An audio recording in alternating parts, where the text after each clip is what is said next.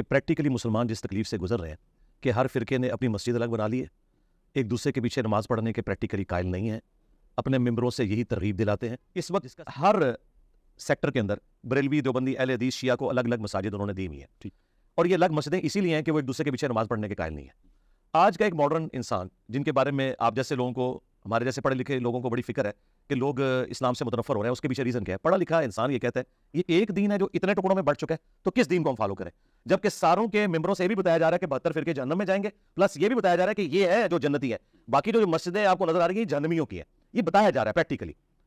تو ظاہر ہے ایک عام آدمی تو سوچتا ہے میں کدھر جاؤں، یا تو میں ریلیجن چھوڑ دوں، اور اگر میں نے ریلیجن پہ چلنا ہے تو میں کس مکتب فکر کو فالو کروں؟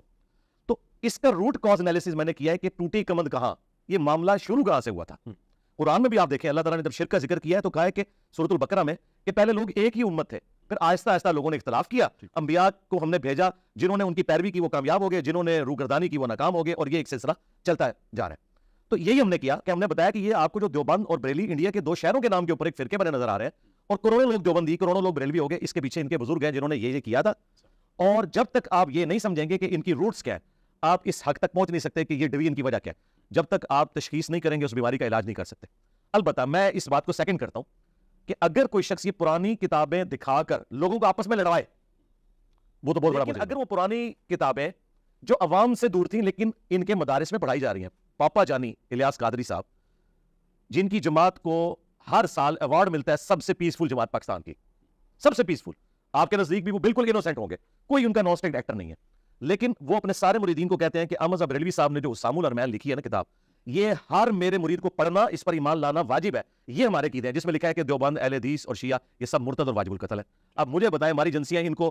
انعام، بلکہ اس دفعہ تو سندھ کی گورنمنٹ نے ان کے لیے پتہ نہیں مستعار امتیاز یا کون سا ریکمینڈ بھی کر دیا، میں ٹی وی پہ دیکھ رہا تھا یہ ٹسوری صاحب نے، حالانکہ وہ یہ اس قسم کی ان کی تعلیمات ہے، تو یہ ختم کوئی نہیں ہوئی ہیں۔ اس طریقے سے دیوبند نے اس کے جواب میں المحند علی المفند جو لکھی ہے وہ ان کے مدارس میں پڑھائی جاتی ہے۔ ہمارا جو علماء کا طبقہ ہے نا وہ یہ ساری غلاظت پی کے آتا ہے، لہٰذا ان سے آپ ایکسپیکٹ نہ کریں کبھی اتحاد امت پہ کام کریں گے، یہ کبھی کفار کے خلاف ایجوکیٹ کر رہے ہیں کہ ان کے بڑے چونکہ مسئلہ بگاڑ کے گئے، چھوٹوں کا کوئی علاج ممکن نہیں ہے جب تک کہ آپ ان کو ایکسپوز نہ کریں۔ اس کے بعد میں لڑواتا نہیں ہوں، میں کہتا ہوں کہ مسلمان ہیں سارے، سب کے پیچھے نمازیں پڑھے، ان سے بھی بلنڈر ہوئے، ان سے بھی ہوئے، آگے چلے۔ آج بھی آپ کے سامنے تبلیغی جماعت کے بارے میں سوال ہوا، میں نے کہا ضرور جائیں، صرف ان کے سلیبس سے اختلاف ہے، آپ ان کے ساتھ وقت گزاریں۔ جماعت اسلامی کے بارے میں مجھ سے پوچھتے ہیں تو میں کہتا آپ اسلامی جمعیت طلباء کے جو قرآن کلاسز ہو رہی ہیں وہ آپ اٹینڈ کریں، سب کا آپ ساتھ ہیں۔ یہ بات آپ کی ٹھیک ہے، جو ڈسکرپشن ہے پرابلم کی بالکل آپ نے ایکوریٹ دیا کہ ایسے ہی ہوا ہے۔